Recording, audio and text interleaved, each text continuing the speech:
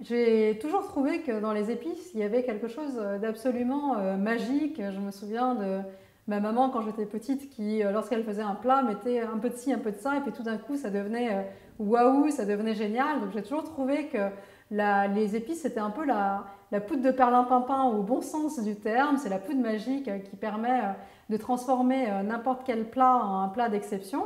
Et je trouve que les épices, au-delà de leur aspect gustatif, c'est un produit qui est chargé de sens et de quête, parce que finalement, quand on y réfléchit, tous les grands voyages de découverte européens avaient comme objectif d'aller, notamment au Kerala, trouver des épices en direct et désintermédier ces marchands arabes qui gagnaient tellement d'argent en vendant leurs épices. Donc j'ai toujours trouvé que c'était un produit qui fait rêver, que vous pouvez avoir au quotidien, qui apporte cette touche magique au quotidien, et c'est ça que j'aime dans les épices.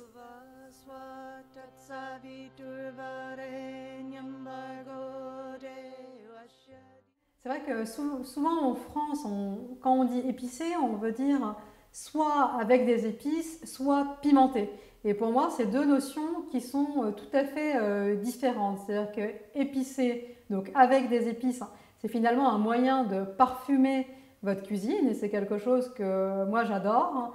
Et pimenté, c'est un moyen de relever votre cuisine, et moi j'aime utiliser le piment comme une touche dans le plat, mais pas comme la saveur essentielle qu'on va retrouver, surtout que souvent pour les palais qui ne sont pas habitués au goût du piment, si vous avez un niveau de piment qui est trop fort, vous ne sentez plus que ça et vous n'avez pas du tout le goût des autres ingrédients, ce qui ne serait pas le cas pour un palais indien. Donc j'essaie vraiment de reconstruire l'expérience de la cuisine indienne, mais adaptée au palais européen.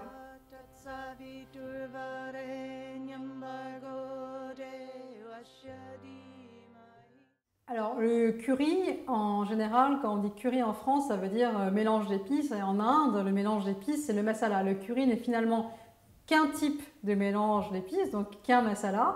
Et le curry en tant que tel qu'on le connaît aujourd'hui, est plutôt une invention de nos amis anglais qui, en revenant de leur colonie indienne, voulaient retrouver le goût de l'Inde chez eux et qui ont eu l'idée de faire cette poudre qui sert à tout, qui est la poudre de curry qu'on va mettre à la fois avec un curry de légumes, de viande, de poisson, enfin tout est un peu la même chose. Alors qu'en Inde, on va trouver pour chaque plat un mélange d'épices, un masala spécifique. Donc après moi, le curry, c'est un ingrédient que j'aime travailler et que j'ai d'ailleurs eu l'opportunité de recomposer avec Olivier Rollinger dans ma gamme By Bina de mélange d'épices indiens. Et le curry en Inde, c'est aussi l'appellation de tout ce qui est finalement plat d'accompagnement en sauce. C'est dans le sud de l'Inde, on va dire, quel est le curry qu'on fait aujourd'hui. D'ailleurs, c'est plus curry que curry.